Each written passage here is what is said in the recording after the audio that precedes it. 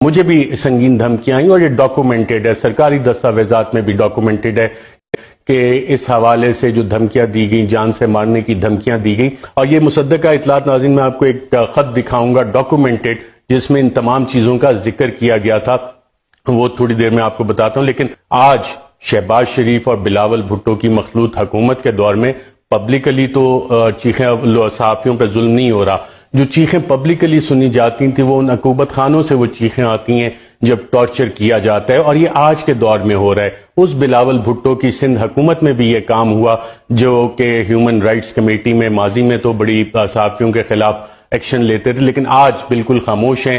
اس ظلم اور زیادتی میں شاید شریک جرم ہوں گے اور انہیں سب چیزوں کا پتہ ہے کہ یہ کیا ہو رہا ہے. کہ نوجوان صحافی جمیل فاروقی، ان کو جس طرح سے گرفتار کیا گیا اور انہیں تشدد کا نشانہ بنایا گیا، انہیں برہنہ کر کے تشدد کا نشانہ بنایا گیا. ان کے جسم پہ یہ نشانات موجود تھے جب وہ باہر آئے اور اسلام آباد انہیں ٹرانسپورٹ کیا جا رہا تھا. اور اس کا قصور کیا ہے جمیل فاروقی کا؟ جمیل فاروقی کا ناظرین قصور یہ ہے کہ وہ عام پاکستانی کی بات کرتا ہے، عام پاکستانی کے حقوق کی بات کرتا ہے، وہ سوال کرتا ہے، ایک عام پاکستانی کی طرح سوال کرتا ہے ان طاقتور حلقوں سے جو کہتے ہیں کہ جناب ہم تو کسی قانون کے تحت نہیں آتے، ہمارے بارے میں اگر تم سوال کرو گے، آواز اٹھاؤ گے تو تمہیں نشان عبرت بنا دیا جائے گا. عمران ریاض خان کی استقامت اور بہادری کو باقاعدہ طور پہ میں سلام پیش کرتا ہوں کہ 2 درجن سے زائد اس کے اوپر مقدمے کیے گئے، اور جب اسے گرفتار کیا گیا تھا، ایک تھانے سے دوسرے تھانے، ایک عدالت سے دوسرے تھانے لے جایا جا رہا تھا، تو اطلاعات یہ ہیں کہ اس پہ بھی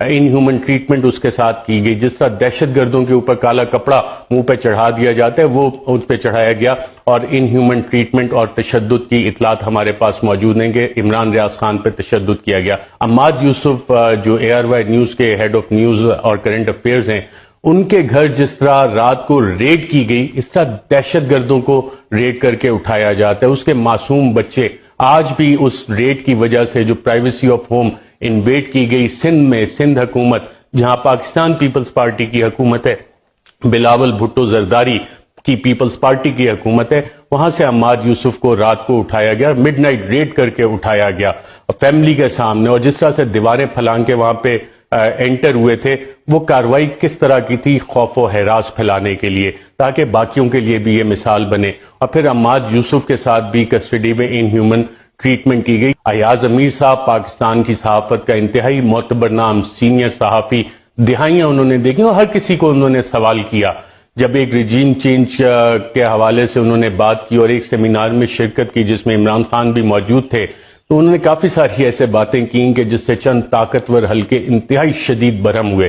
اور اس کے اگلے روز ہی جب وہ ٹی وی پروگرام اپنا ختم کر کے دنیا ٹی وی سے جا رہے تھے تو ان پہ حملہ کیا گیا، سمیع ابراہیم صاحب پہ حملہ کیا گیا. اور سمیع ابراہیم کے حوالے سے آج بھی چند لوگوں کی خواہش ہے کہ انہیں ابھی تک سبق نہیں آیا، مزید سبق سکھانا ہے. صابر شاکر کو ملک چھوڑنا پڑا، سنگین دھمکیاں انہیں دی. مجھے بھی سنگین دھمکیاں آئیں اور یہ ڈاکومنٹڈ ہے، سرکاری دستاویزات میں بھی ڈاکومنٹڈ ہے کہ اس حوالے سے جو دھمکیاں دی گئیں، جان سے مارنے کی دھمکیاں دی گئیں، اس حد تک یہ لوگ کاروائیاں کر رہے ہیں. اور قصور کیا ہے؟ صرف بولتے ہیں. خاور گھمن جو ARY کے بیورو چیف ہیں اسلام آباد کے، ان کے اوپر بھی مقدمہ کر دیا گیا. صدیق جان حال ہی میں بیورو چیف بنے ہیں بولڈ ٹی وی کے، ان کو ڈرانے دھمکانے کا اور پریشرائز کرنے کا سلسلہ ہماری اطلاعات کے مطابق شروع ہو چکا ہے، اور ان کے حوالے سے بھی چند حلقوں میں کچھ بات چیت ہوئی ہے. جب ناظرین میں یہ ساری چیزوں کا ذکر کر رہا ہوں تو میں آپ کو ایک خط بتانا چاہتا ہوں جو میں نے 22 جولائی کو صدر مملکت، supreme commander of the arm forces, head of the state کو لکھا تھا، اور ایک اسی طرح کا خط honourable chief justice of Pakistan کو بھی لکھا تھا.